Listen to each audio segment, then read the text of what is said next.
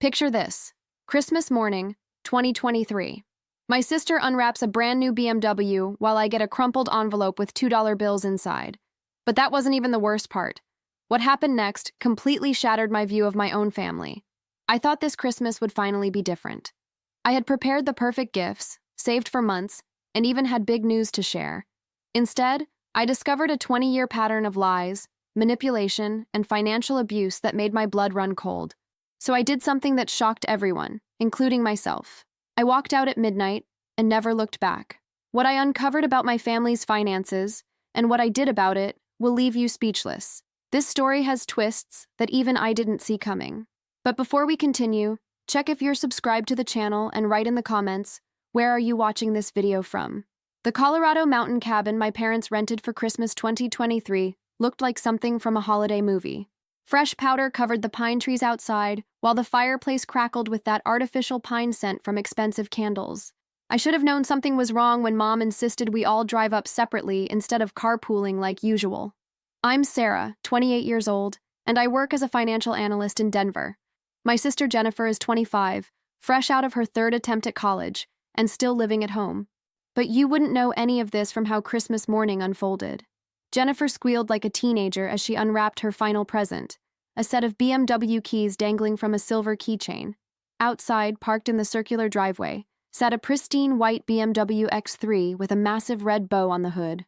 The car had to cost at least $45,000, and knowing my parents' taste for upgrades, probably closer to $60,000.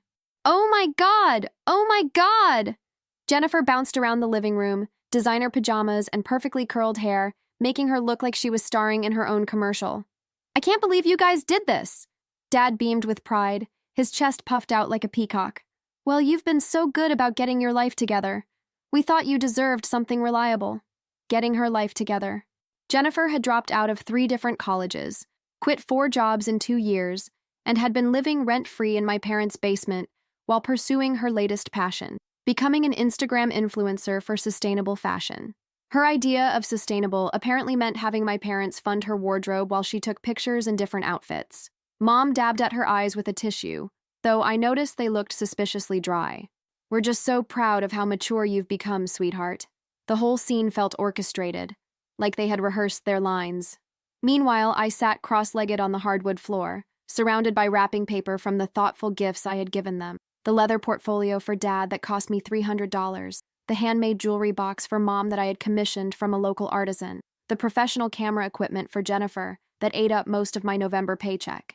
Their gifts to me sat unopened in my lap, a small rectangular envelope that felt suspiciously light. Open yours, Sarah.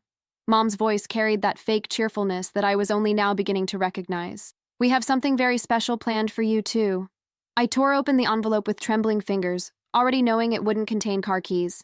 Inside were 2 crisp dollar bills and a folded piece of paper. The handwritten note read, "For your future house down payment fund.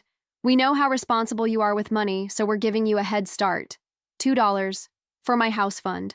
While Jennifer got a $60,000 car, the silence in the room stretched like a rubber band about to snap. Even Jennifer stopped bouncing long enough to stare at the bills in my hand. It's symbolic, Dad said quickly, his voice defensive. You're always talking about saving money and being practical.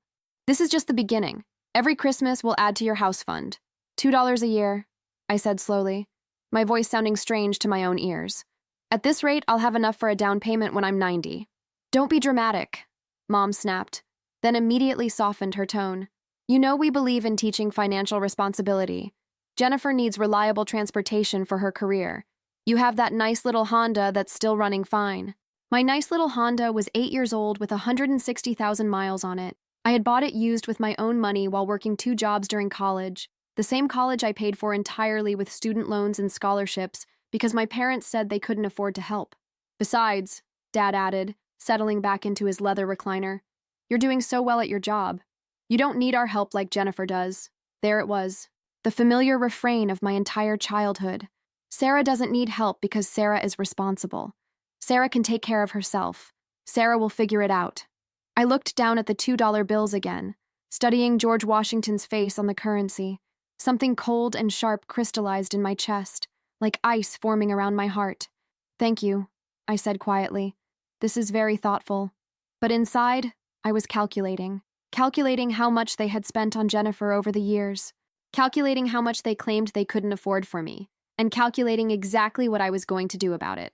The rest of Christmas morning passed in a haze of forced smiles and artificial cheer. Jennifer spent an hour taking Instagram photos with her new BMW, insisting that Dad and Mom pose with her for the family blessing shots. I scrolled through my phone, pretending to be busy while actually documenting everything. I started making a mental inventory of every gift exchange I could remember.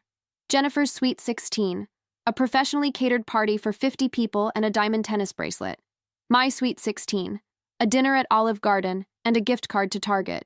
Jennifer's college attempts, full tuition paid, luxury apartment, weekly grocery deliveries, and a generous monthly allowance. My college years, ramen noodles, 3 roommates, and working at the campus library for $14 an hour. Jennifer's various career changes, thousands spent on art supplies, photography equipment, a failed bakery business, and now her fashion blog. My career. I had bought my own work clothes, paid for my own certification courses, and never asked for a penny. "Sarah, you're being awfully quiet," Mom observed, settling into the chair across from me. "Aren't you excited about starting your house fund?" "Oh, I'm thrilled," I replied, folding the $2 bills carefully and placing them in my wallet. "I was just thinking about how generous you've always been." Dad looked pleased. "We try to give each of our daughters what they need most." "Absolutely. Jennifer needs a BMW. I need $2. The edge in my voice must have been sharper than I intended because Jennifer looked up from her phone. "Sarah, you're not mad about this, are you? I mean, you make good money. You could buy your own car if you wanted to." "You're right." I stood up, brushing wrapping paper off my jeans. "I could buy my own car. I did buy my own car. I've bought everything I own with my own money." "That's what we're proud of," Dad said, completely missing the point. "Your independence." Independence. Another word for abandonment, I was beginning to realize. I excused myself to use the bathroom, but instead I went to the guest bedroom where I was staying and pulled out my laptop. If my parents wanted to play financial games, I was going to get very good at keeping score. That afternoon, while Jennifer test drove her BMW around the mountain roads and my parents planned elaborate dinner reservations, I sat in my room conducting what I call my financial audit. As a financial analyst, I know how to research spending patterns and trace money trails. I started with public records, property taxes, and mortgage information. Then I moved to social media posts, cross-referencing dates with purchases I remembered. What I discovered made my hands shake with rage. Over the past 7 years, since I graduated college, my parents had spent approximately $230,000 on Jennifer, not including the BMW, which brought the total to nearly $300,000. The art school tuition she dropped out of after 1 semester, $28,000. The photography business they funded, $15,000 in equipment, plus a $12,000 loan they forgave when she quit. The bakery venture, $35,000 for equipment and startup costs, plus 6 months of rent when it failed. Her monthly allowance of $1,500 had continued even after she moved back home. The luxury apartment they paid for during her various college attempts, $4,000 a month for 3 years. And now, a $60,000 BMW because she needed reliable transportation for her Instagram career. Meanwhile, I had asked for help exactly 3 times in my adult life. Once when my Honda needed a major repair, once when I was between jobs for 6 weeks, and once when I had a medical emergency. Each time, I was told they would see what they could do, and each time I ended up handling it myself. The pattern wasn't just favoritism. It was systematic financial abuse disguised as parental support. I opened a new spreadsheet and began documenting everything. Every gift, every payment, every instance of help given or denied. By the time I finished, it was nearly midnight, and I had a 40-page document that told the story of 28 years of inequality. But I also had a plan. I couldn't sleep that night. The cabin was silent except for the occasional settling of wood and the distant sound of wind through the pines. Jennifer's BMW sat in the driveway like a monument to everything wrong with my family, its white paint gleaming under the security lights. At 12:47 a.m., I made a decision that would change everything. I got dressed quietly, packed my overnight bag, and crept downstairs to the kitchen. On the counter, I left the gifts I had brought for my parents, along with a note written on cabin stationery. "Thank you for the $2. It helped me realize exactly what I'm worth to this family. Don't contact me until you're ready to have an honest conversation about the last 28 years. Sarah." I didn't take anything that belonged to them. I didn't slam doors or leave dramatic messes. I simply drove away in my reliable Honda, leaving behind the elaborate Christmas they had staged. The drive down the mountain was treacherous in the dark, but I had never felt more clear-headed in my life. For the first time, I wasn't making excuses for their behavior, or trying to rationalize why I deserved less. By the time I reached Denver, my phone had 16 missed calls and 23 text messages. I turned off my phone without reading them, but I wasn't just running away. I was setting the stage for something much bigger. Over the next week, while my parents left increasingly frantic voicemails, I was busy putting my plan into motion. I contacted 3 people: a family therapist, a financial advisor, and my cousin Marcus, who happened to be a divorce attorney specializing in financial disputes.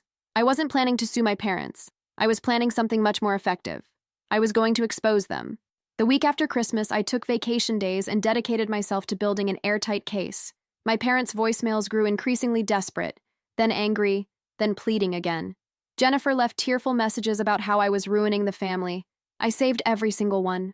My cousin Marcus met me at a coffee shop near my apartment, his expression serious as I laid out my documentation.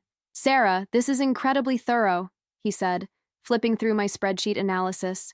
"But what exactly are you trying to accomplish here?" "Justice," I replied, "and I want them to face consequences for their actions." Marcus leaned back in his chair. "You know you don't have any legal recourse, right? Parents aren't legally obligated to spend equally on their adult children." "I'm not looking for legal recourse," I said. "I'm looking for social consequences." That's when I explained my real plan. My parents were pillars of their community. Dad served on the board of directors for 2 local charities. Mom was president of the country club and organized the annual fundraiser for the Children's Hospital. They had built their reputation on being generous, family-oriented people who supported worthy causes.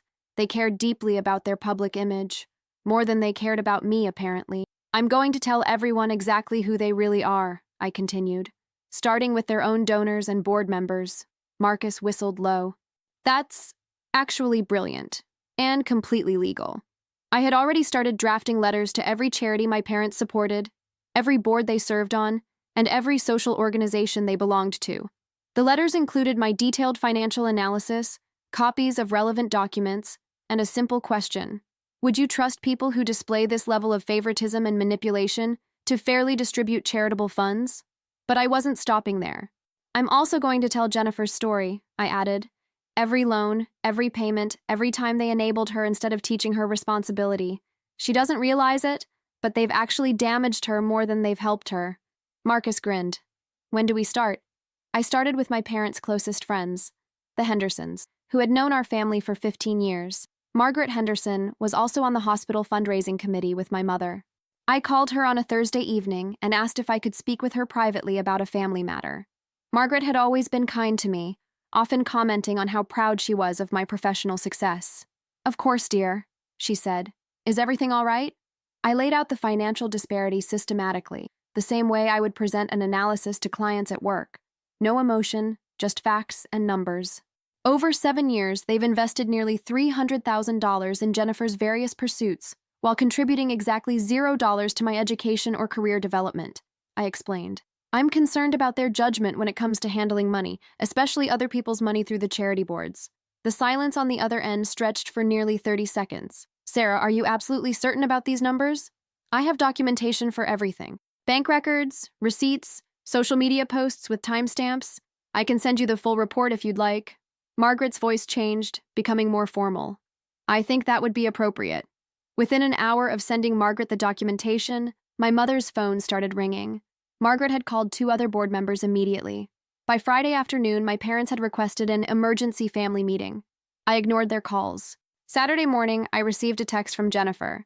"What did you do? Mom is having a breakdown, and Dad won't stop yelling about you destroying the family reputation." I replied, "I told the truth. That's all." But I was just getting started. On Monday, I sent my documentation to the Children's Hospital Fundraising Committee, the Literacy Foundation where Dad served as treasurer, and the Scholarship Fund Board that had somehow never offered me any assistance despite my perfect qualifications. By Tuesday, both my parents had been asked to step down from their volunteer positions, pending a review of their judgment and character. The dominoes were falling exactly as I had planned. Wednesday morning brought an unexpected visitor to my apartment. Through the peephole, I saw Jennifer standing in the hallway, looking disheveled and frantic. Her designer clothes were wrinkled and she had been crying. I almost didn't open the door, but curiosity got the better of me. "What do you want, Jennifer?" She pushed past me into my apartment, then stopped short when she saw my living room. I had arranged all my documentation on every surface: bank statements, receipts, charity correspondence, and timeline charts covering 7 years of financial disparity. Jesus Christ, Sarah. What is all this? Evidence, I replied calmly. Would you like some coffee? I have time to explain everything. She stared at the papers like they might catch fire. Mom and Dad sent me. They want to talk to you. They're willing to make things right. Make things right how? They'll give you money, whatever you think is fair. Dad said he could write you a check today. I laughed, and the sound surprised even me. Jennifer, do you understand what's happening here? This isn't about money anymore. This is about 28 years of systematic favoritism that damaged both of us. Damaged me? Her voice rose defensively. They helped me. They supported my dreams. They enabled your failures, I corrected. Look at this objectively, Jennifer. You're 25 years old. You've never held a job for more than 8 months. You've never paid rent, never bought your own car, never faced real consequences for quitting when things get difficult. How is that helping you? She sank into my couch, looking smaller than I had ever seen her. But they love me, she whispered. They love an image of you that they created, I said, sitting across from her. A helpless princess who needs constant rescuing. That's not love, Jennifer. That's control. I showed her the financial breakdown, explaining how their generosity had actually prevented her from developing independence and self-confidence. Every time you failed, they caught you, so you never learned to catch yourself. They turned you into a permanent child. Her hands shook as she looked at the numbers. I didn't know it was this much. There's more, I said, pulling out another folder. I did some research on your various business ventures. Did you know that all of them could have been successful if you had been forced to work through the challenges instead of having an escape route? Jennifer spent 3 hours in my apartment that day, going through everything I had documented. Somewhere around hour 2, she stopped defending our parents and started asking questions. Why didn't they ever make me get a job in high school? She asked, staring at a photo I had found of myself at 16, wearing my pizza delivery uniform. Because that would have interfered with the narrative that you were too special for ordinary work, I replied. And the BMW. They said it was because I needed reliable transportation for my career. She made air quotes around career. But I don't actually have a career, do I? You have a hobby that they're funding. There's a difference. By the time she left, Jennifer looked like she had been hit by a truck, but she also looked more awake than I had seen her in years. What are you going to do now?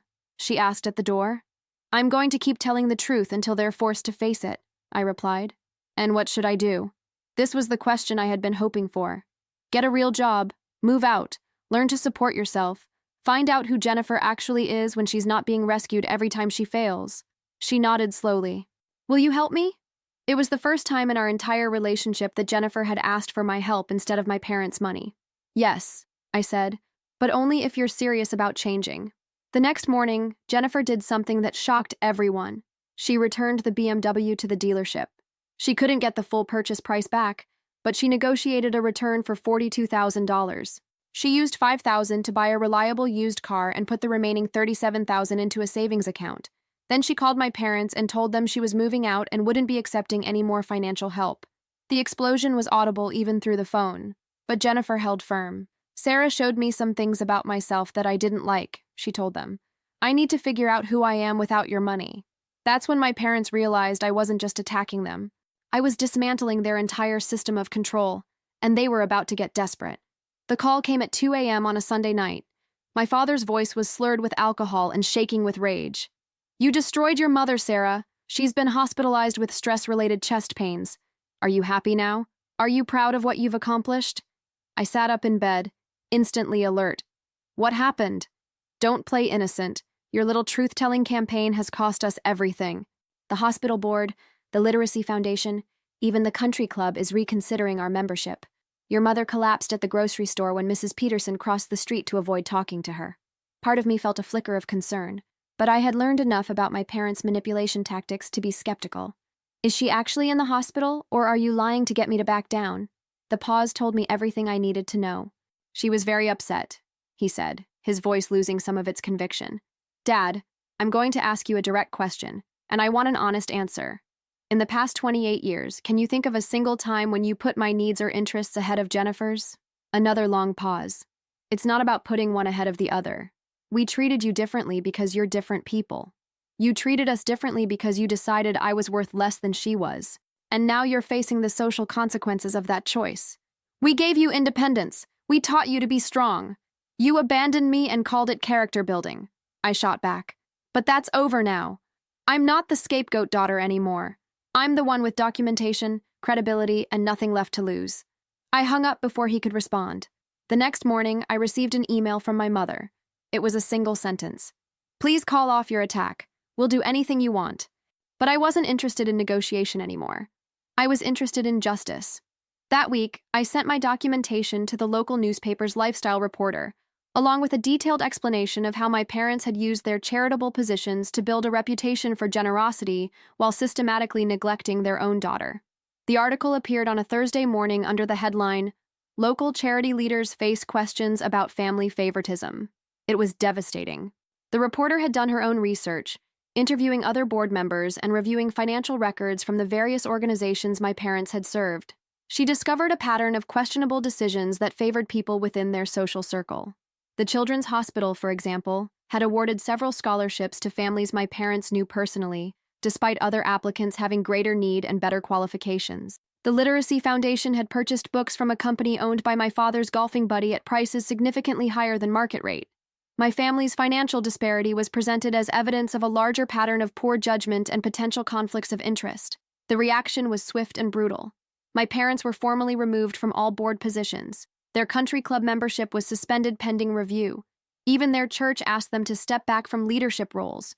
But the most unexpected consequence came from Jennifer's Instagram followers. She had been documenting her transition to independence, posting about getting her first real job as a dental receptionist, and learning to budget for groceries. When the newspaper article came out, her followers connected the dots. "Wait, you're the daughter who got the BMW while your sister got $2?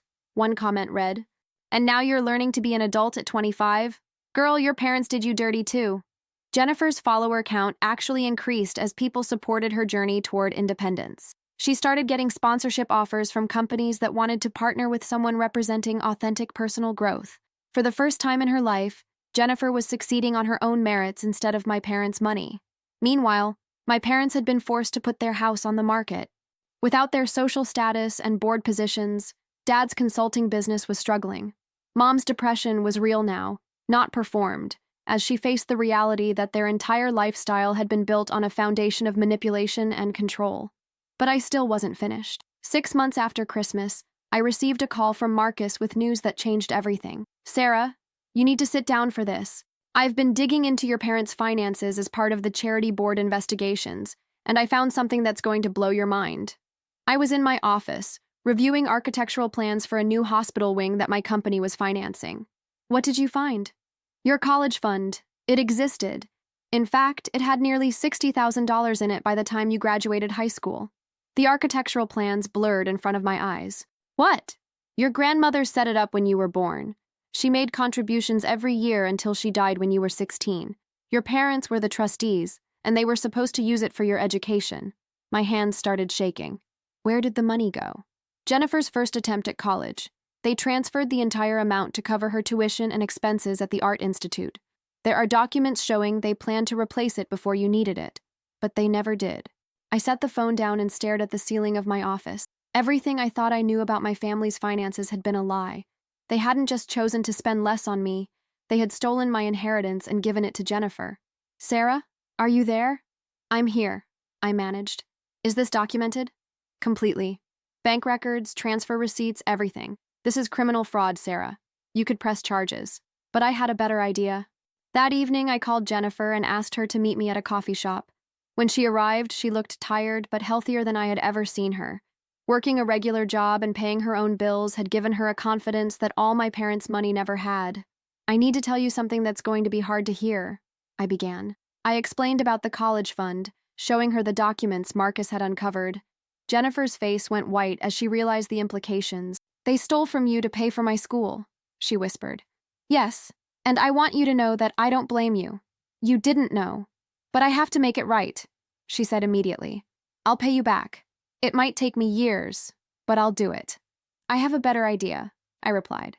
The confrontation happened in the offices of Marcus's law firm, with both my parents, Jennifer, myself, and a court reporter present to document everything officially. I had requested the meeting to discuss financial restitution and family reconciliation. My parents arrived looking hopeful for the first time in months. "We're so glad you're finally ready to work this out," Mom said, reaching for my hand across the conference table. I pulled my hand back and placed a folder in front of them instead. "This contains documentation of the $60,000 college fund that my grandmother established for me, which you illegally transferred to pay for Jennifer's education." Dad's face went ashen. "How did you—" "That's not important. What's important is that you stole from me and then spent 28 years making me believe I was asking for too much when I needed help." Mom started crying, but this time the tears looked real. "We were going to pay it back. We always planned to—" "You planned to replace $60,000 with your consulting income while simultaneously spending $300,000 on Jennifer?" I interrupted. "That's mathematically impossible, and you know it." Jennifer spoke up for the first time. "I want to make this right. I've been saving everything I earn. I can start paying Sarah back immediately." "That's not necessary," I said, pulling out a second folder, "because I'm not here for the money." I placed a document in front of my parents. It was a formal agreement that Marcus had drafted. "You're going to publicly acknowledge what you did. You're going to write a letter to every charity board you served on, explaining exactly how you mishandled my inheritance and what that says about your judgment with financial matters." "Sarah, please," Dad begged. "Our reputation is already ruined. This will destroy us completely." "You destroyed yourselves," I replied calmly. "I'm just making sure everyone knows the truth." "And if we refuse?" Mom asked. "Then I file criminal charges for theft and fraud. You'll face jail time instead of just public embarrassment." They signed the agreement.